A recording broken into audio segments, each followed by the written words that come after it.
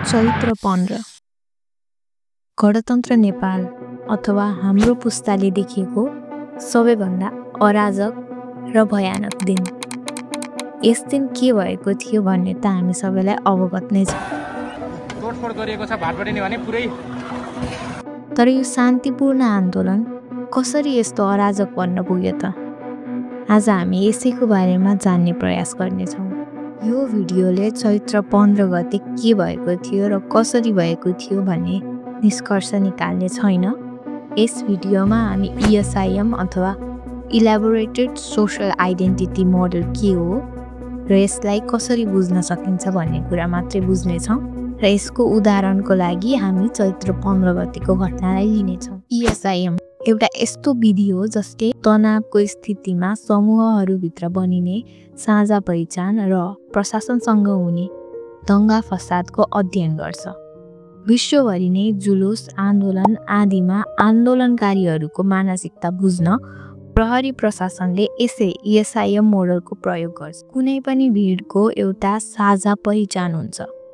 चैत्र 15 गते ज्ञानेन्द्रका समर्थकहरू र हिन्दू राष्ट्र पक्षधरहरू भ्रष्टाचार र सरकारसँगै गणतन्त्रको विरोध गर्न सडकमा उत्रिए।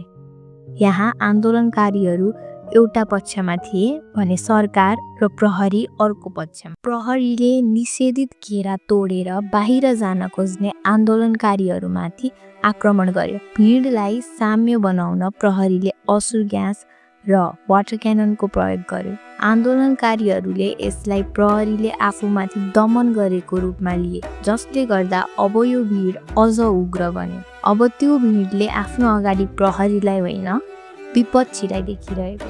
आन्दोलनकारीहरूलाई रोक्न प्रहरीले बल प्रयोग गर्यो। यसले आन्दोलन रोक्नुको साटो अझ आन्दोलनकारीहरूलाई भड्काउँदै गयो। दुई पक्षबाट एक्सन र रियाक्सन हुँदै यो घटनाले अझ विकराल रूप लिँदै गयो। अन्ततः यो भिडले आफूबाहेक सबैलाई बाहिरी शक्तिको रूपमा हेर्यो।